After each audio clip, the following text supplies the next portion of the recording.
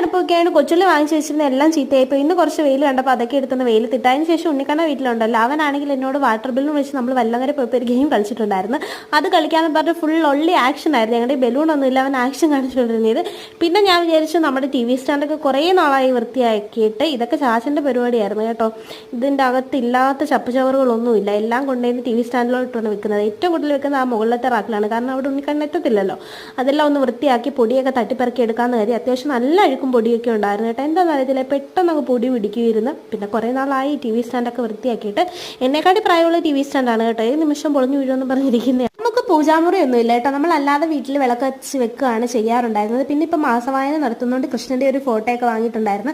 അങ്ങനെ കൃഷ്ണനെ ഞാൻ തുടച്ച് വൃത്തിയാക്കി പട്ടൊക്കെ വെച്ച് അവിടെ ഇരുത്തിയിട്ടുണ്ട്. ഉണ്ണിക്കണ്ണൻ അതിൻ്റെ ഇടയ്ക്ക് ഇവിടെ ഒക്കെ നടക്കുന്നുണ്ട്. അവിടെ ഇവിടെ എല്ലാം ഫുള്ള് വയറാണ്. ഞാൻ പറഞ്ഞില്ലേ നമ്മുടെ ടി വി സ്റ്റാൻഡ് ഫുള്ള് പോയിരിക്കുകയാണ്. ചാച്ചനുള്ളപ്പോൾ ചാച്ചനാണ്ട് ഫുള്ള് സ്റ്റാപ്ലെയറൊക്കെ അടിച്ച് ഒരു അഡ്ജസ്റ്റ്മെൻറ്റിലാണ് ഇരിക്കുന്നത്.